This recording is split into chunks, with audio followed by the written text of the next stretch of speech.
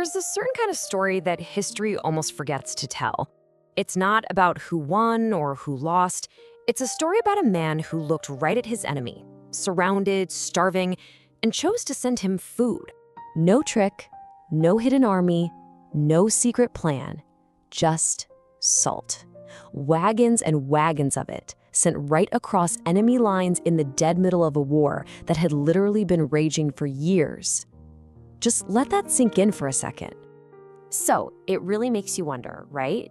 Can kindness actually survive in the middle of a bitter conflict?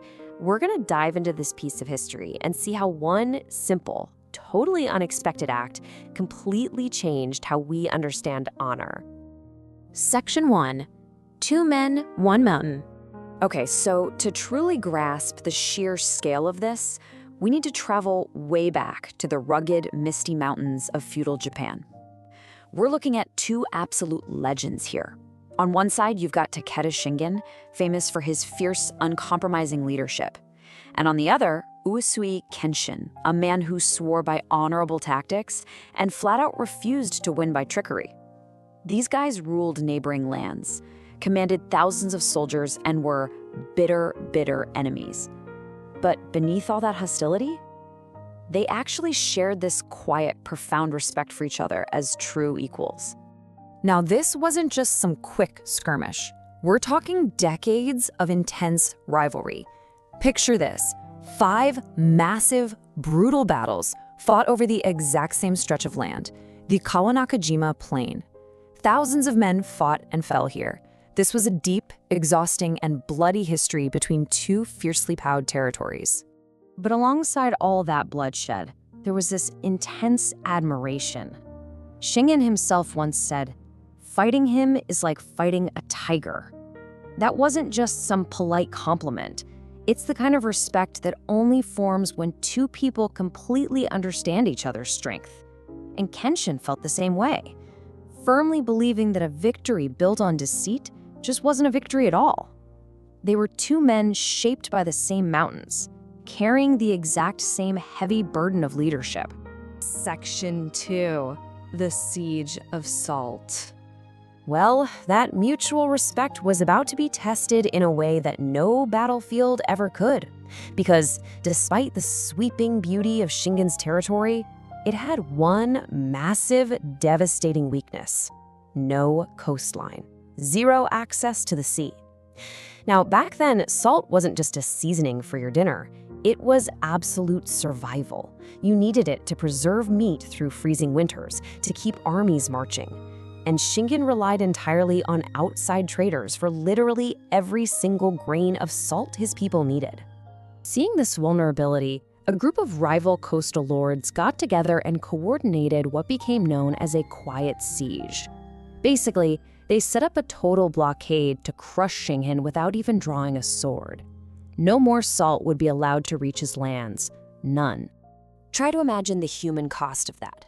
Without salt, winter supplies started spoiling. Meals shrank. Peaceful farming villages that had never known a day of real hunger were suddenly facing a creeping, quiet starvation as winter closed in. This wasn't a war against soldiers anymore.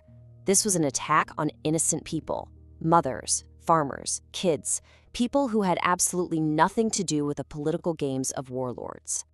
Section 3. The Unexpected Choice. Far away in his mountain stronghold, word of this horrific suffering reached Kenshin. Which brings us to the big question: why on earth would he help his enemy survive? I mean, think about it. Kenshin owed Shingen absolutely nothing. If Shingen's territory collapsed from famine, Kenshin's greatest rival would be wiped out. No battles, no lost soldiers on his end. Every single strategic instinct must have been screaming at him to just sit back and let this salt embargo finish what decades of war couldn't. But instead, he gave an order that left his advisors absolutely stunned.